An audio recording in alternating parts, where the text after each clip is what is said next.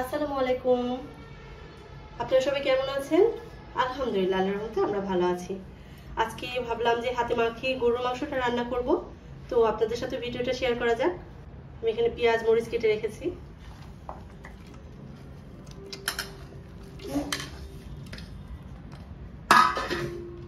এখানে আমার হচ্ছে আদা রসুন আর জিরা একসাথে পেস্ট করা আছে। আমি পরিমাণ মতো দিয়ে দিব, পরিমাণ উল্লেখ করছি না, কারণ হচ্ছে মাংসের পরিমাণও আমি উল্লেখ করিনি। যে যার পরিমাণ মতো দিয়ে দিবেন। দিয়ে দিব হলুদ গুঁড়া, পরিমাণ মতো লবণ, ধনিয়ার গুঁড়া, দিয়ে দিব শুকনো মরিচের গুঁড়া। আর এটা হলো আমার বানানো একটা স্পেশাল মশলা, যেটা দিয়ে আপনার সব রকমই আমি সব কিছুতেই ব্যবহার করি। কাবাব বানালেও ব্যবহার করতে পারি, মুরগি গোস্ত, গরুর গোস্ত, খাসি গোস্ত যাই রান্না করি তাতেই ব্যবহার করতে পারি।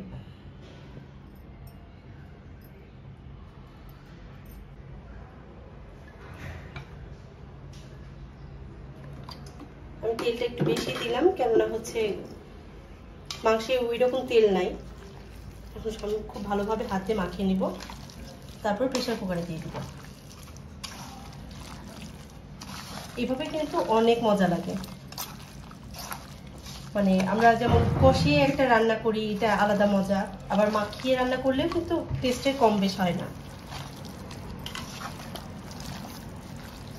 আমি প্রেসার কুকারে নিয়ে মাখাইনি, কারণ ওখানে হচ্ছে ভালোভাবে মাখানো যাবে না, এই জন্য আমি একটা হাঁড়িতেই নিয়েছি। খুব ভালোভাবে মাখিয়ে তারপরে হচ্ছে আমি প্রেসার কুকারে বেশ কিছু সিটি দিয়ে নেব।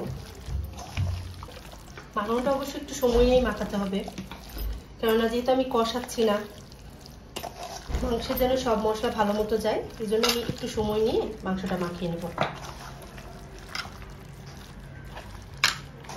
এই তো মাখানো শেষ, এখন আমি প্রেসার কুকারে দিয়ে দেবো।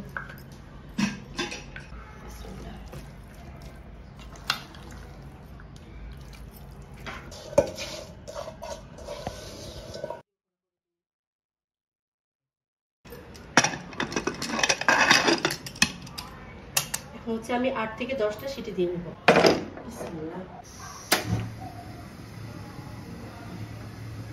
আমার রান্না হয়ে গেছে, দেখা যাক কি অবস্থা। মজা নাই?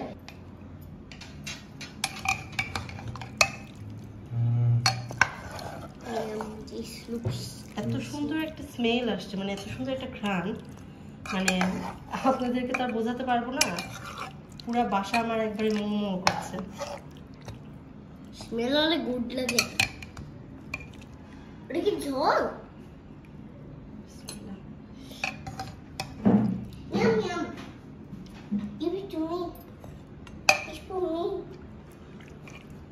It's for me. It's for me. Ooh, soupy. Give it to me.